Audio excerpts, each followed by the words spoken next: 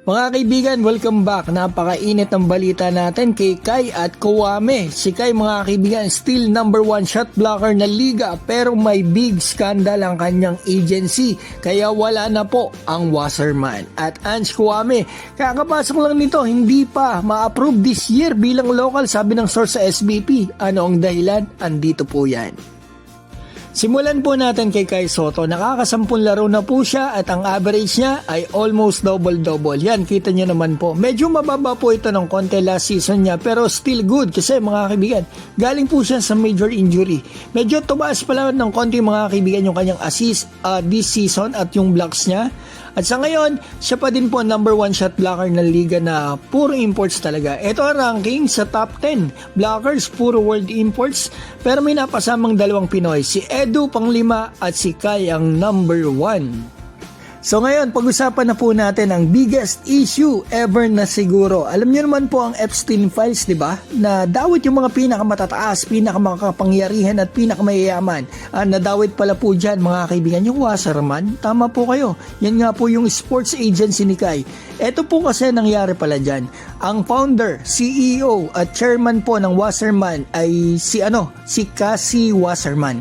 Yan po pala isa din sa mga lumabas na pangalan doon sa mga email sa Epstein Files. May palitan pala sila ng email nung babae na kasosyo ni Epstein, si Miss Maxwell.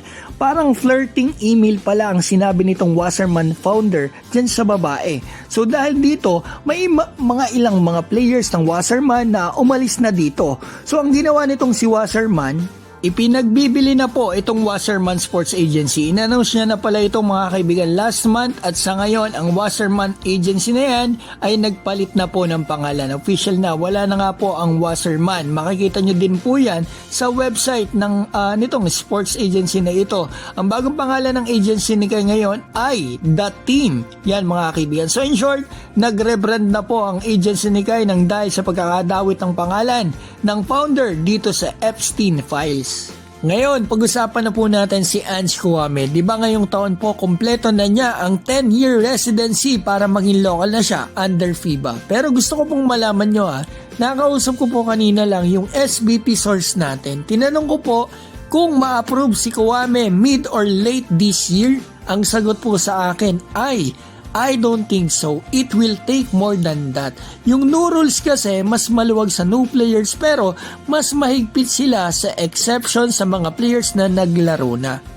So in short po, mukhang negative si Kuwame this year at mga matagalan pa nang dahil nga po sa new rules. Maluwag sa new players, for example dyan, etong kay Phillips na approve agad pero mahigpit sila sa tulad ni Kuwame na nakalaro na as naturalized sa Gilas. Mga kaibigan, mag-comment na kayo sa baba. Babatiin ko lamang po si Patrick Josh Balisno, Edith Doromal, Stella Bayot, Mac Chanco USA, Eric Galeos, Oliver Twist, Paulo Torre, Marvin Santiago, Chef Aster TV, Garute Vlogs, Rigisek at Ram Rocker. Mga kaibigan, maraming salamat po.